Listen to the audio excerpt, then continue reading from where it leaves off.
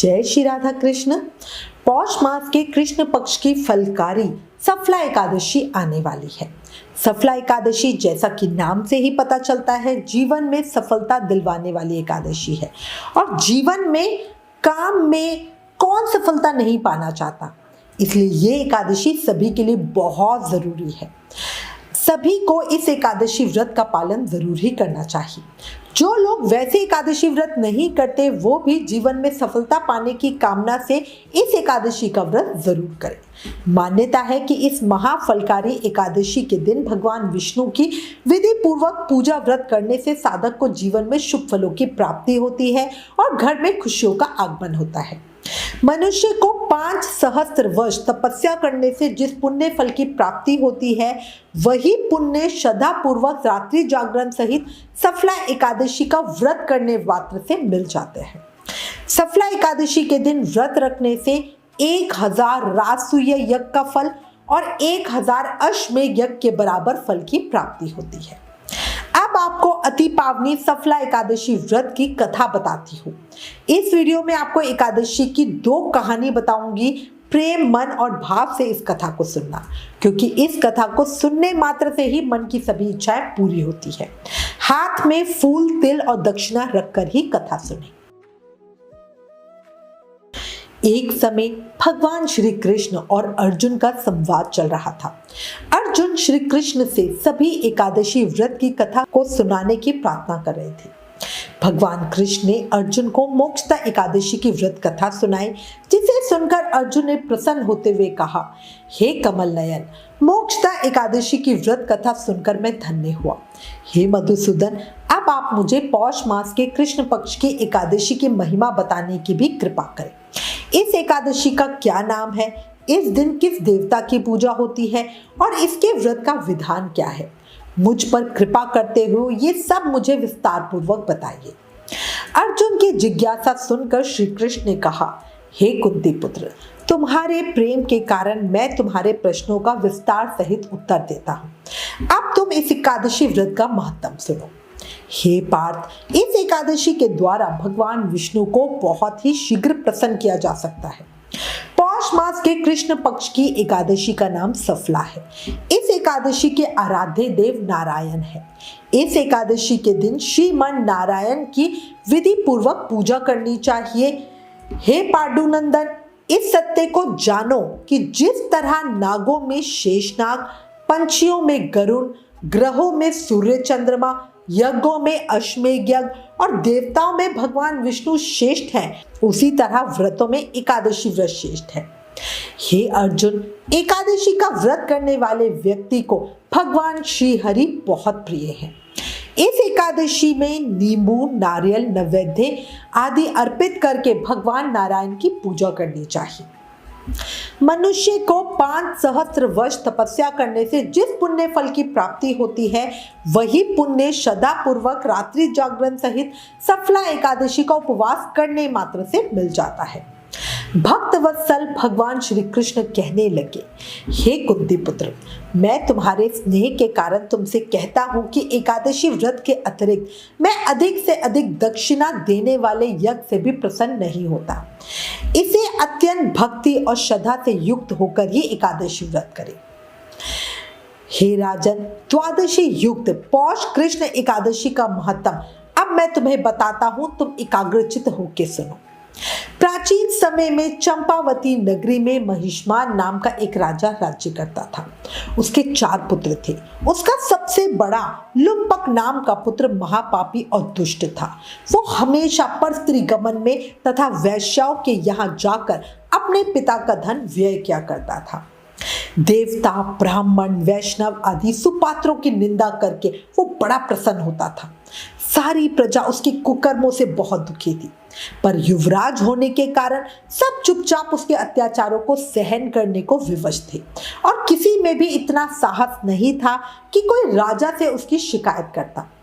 पर बुराई अधिक समय तक पर्दे में नहीं रहती। एक दिन राजा महिष्मान को लुम्पक के कुकर्मों का पता चल ही गया। तब राजा बहुत क्रोधित हुआ और उसने लुम्पक को अपने राज्य से निकाल दिया। पिता द्वारा त्यागते ही लुम्पक को सभी ने त्याग दिया।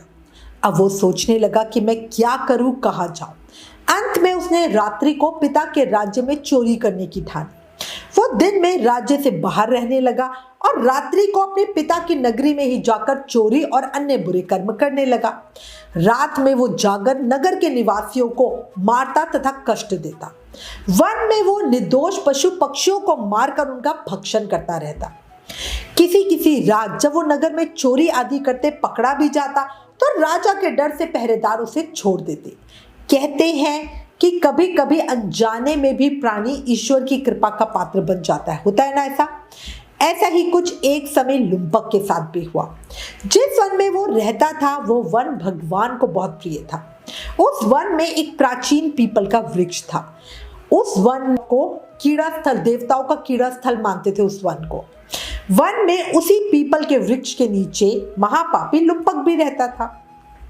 कुछ समय के बाद पौष मास के कृष्ण पक्ष की दशमी के दिन वस्त्रहीन होने के कारण लुम्पक तेज ठंड से मूर्छित हो गया। ठंड के कारण वो रात को सो भी नहीं सका और उसके हाथ पैर अकड़ गए। वो रात उसने बड़ी कठिनता के साथ बिताई, पर सूर्य उदय होने पर उसकी मूर्छा कुछ टूटी।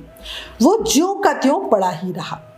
सफला एकादशी की दोपहर तक वो पापी मूर्छित ही पड़ा रहा। जब सूर्य के तपने से उसे कुछ गर्मी मिली तब वो दोपहर में उसे कहीं होश आया। वो अपने स्थान से उठकर किसी प्रकार चलते हुए वन में भोजन की खोज में फिरने लगा। उस दिन वो शिकार करने में असमर्थ था, इसलिए पृथ्वी पर गिरे हुए फलों को लेकर पीपल के वृक्ष के नीचे आ गया। तब तक भगवान सूर्य नारायण अस्तांचल को प्रस्थान कर गए थे। भूखा होने के बाद भी वो उन फलों को खा ना सका, क्योंकि कहा तो वो रोज जीवों को मारकर उनका मांस खाता था और कहा ये फल। उसे फल खाना तनिक भी अच्छा नहीं लगा, इसलिए उसने उन फलों को पीपल की जड़ के पास रख दिया और दुखी होकर बोला कि हे ईश्वर, ये फल आपको ही अर्पण है, इन फलों से आप ही तृप्त हो। और ऐसा कह के वो रोने लगा और रात में उसे नींद भी नहीं आई। वो सारी रात रोता रहा। इस तरह उस पापी ने अनजाने में ही एकादशी का उपवास कर लिया। उस महापापी के इस उपवास तथा रात्रि जागरण से भगवान श्री हरि बहुत प्रसन्न हुए और उसके सभी पाप नष्ट हो गए।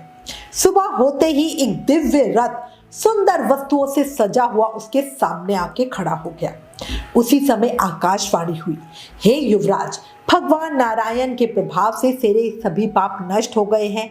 अब तू अपने पिता के पास जाकर राज्य प्राप्त कर। जब ये आकाशवाणी लुम्पक ने सुनी तो वो बहुत प्रसन्न हुआ और बोला, प्रभु आपकी जय हो, आपकी जय हो, आपकी जय हो। और ऐसा कह के उसने सुंदर वस्त्र धारण की अपने पिता के पास पहुंच गया। पिता के पास पहुंचकर उसने सारी कथा पिता को बताई। पुत्र के मुख से सारा वृतांत सुनने के बाद पिता ने अपना सारा राज्य तत्क्षण ही उसे सौंप दिया और स्वयं वन में चले गए। अब लुम्पक शास्त्रानुसार राज्य करने लगा। उसकी स्त्री पुत्र आदि भी श्री विष्णु के परम भक्त मिल गए। उसने 15 वर्षों तक सफलता पूर्वक राज्य का संचालन किया। उसका मनोग नामक पुत्र उत्पन्न हुआ। जब वो बड़ा हुआ तो लुम्पक ने राज्य अपने पुत्र को सौंप दिया और वो स्वयं भगवान श्री कृष्ण की भक्ति में रम गया। अंत में सफला एकादशी व्रत के प्रभाव से उसने विष्णुलोक को प्राप्त किया। हे पार्थ, जो मनुष्य श्रद्धा और भक्ति पूर्वक इस सफला एकादशी का उपवास करते हैं उनके सभी पाप नष्ट हो जाते हैं और अंत में वो मुक्ति को प्राप्त करते हैं। हे अर्जुन, जो मनुष्य इस सफला एकादशी के महत्व को नहीं समझते उन्हें पूंछ और सींगों से विहीन पशु ही समझना चाहिए। सफला एकादशी के महत्व को पढ़ने और सुनने मात्र से ही प्राणी को राजसूय यज्ञ फल की प्राप्ति हो जाती है। एक चीज याद रखो, जब मनुष्य निश्चल भाव से अपने पापों की क्षमा मांगे तो भगवान उसके बड़े से बड़े पापों को भी क्षमा कर देते हैं। लुम्पक जैसा महापापी भी भगवान श्री हरि की कृपा से बैकुंठ का अधिकारी बन गया। ओम नमो नारायणाय नमः। प्राचीन काल की बात है, एक छोटे से गांव में एक ब्राह्मण का परिवार रहता था। उस ब्राह्मण का नाम धृतिमान था। वो बहुत ईमानदार, कर्तव्यनिष्ठ और धर्मात्मा था, लेकिन फिर भी वो जीवन में असफलता का ही सामना करता था। उसका जीवन दुखों से भरा हुआ था। उसने कई बार मेहनत की, लेकिन हर बार उसे असफलता ही मिलती। उसका परिवार भी गरीबी और दरिद्रता से जूझ रहा था। उसकी कठिनाइयों को देखकर उसका मन हमेशा बड़ा उदास रहता था। एक दिन ऋद्धिमान ब्राह्मण को एक संत मिले। संत ने उसकी पीड़ा देखी और पूछा, तुम इतने दुखी क्यों हो? ऋद्धिमान ने अपनी समस्याओं का वर्णन करते हुए कहा, मैं मेहनत करता हूं, लेकिन मुझे सफलता नहीं मिलती। मैं किसी तरह का मार्ग नहीं पा रहा हूं। संत ने मुस्कुराते हुए कहा, तुम्हें अपनी समस्याओं से उबरने का एक सरल उपाय बताता हूँ। तुम पौष मास की सफला एकादशी व्रत का व्रत करो। ये व्रत भगवान विष्णु को बहुत प्रिय है और इसके प्रभाव से तुम्हारी सभी समस्याओं का हल हो जाएगा। ऋद्धिमान ब्राह्मण ने संत की सलाह मानी और पौष मास के शुक्ल पक्ष की एकादशी का व्रत रखने का निश्चय किया। उसने एकादशी के दिन उपवास रखा, रात को जागरण किया और भगवान विष्णु की भक्ति में लीन हो गया। उसने पूरे मन और श्रद्धा के साथ पूजा की और भगवान से प्रार्थना की, हे भगवान, कृपया मेरी गरीबी और समस्याओं को दूर करें, मुझे सफलता और समृद्धि का आशीर्वाद दें। इस तरह सफला एकादशी का व्रत करने से ब्राह्मण ऋद्धिमान के जीवन में चमत्कारी बदलाव आने लगा। जैसे जैसे दिन बीतते गए उसकी किस्मत बदलने लगी। उसका व्यापार शुरू हुआ और उसमें उसे अपार सफलता मिली। उसकी मेहनत और भगवान की कृपा से वो धीरे धीरे समृद्ध हो गया। उसके घरों में खुशियों का आगमन हो गया। उसके जीवन में सुख, शांति और संपन्नता का वास हो गया। अब वो एक समृद्ध और सम्मानित व्यक्ति बन चुका था। पौष मास की सफला एकादशी का व्रत करने से ऋद्धिमान ब्राह्मण के जीवन में आए इस चमत्कारिक परिवर्तन से ये सिद्ध होता है कि एकादशी का व्रत सत्य, श्रद्धा और समर्पण से किया जाए तो जीवन में किसी भी तरह की कठिनाइयों का सामना नहीं करना पड़ता और सफलता, समृद्धि और सुख प्राप्त हो ही जाता है। इस कथा से हमें यह भी सीखने को मिलता है कि भगवान की भक्ति और उपासना से जीवन में हर तरह की बाधाओं को पार किया जा सकता है। अंत में एक प्रार्थना, हे महालक्ष्मी, हे भगवान विष्णु, हे ग्यारस माता, आपके श्री चरणों में सबके मंगल की कामना करती हूँ।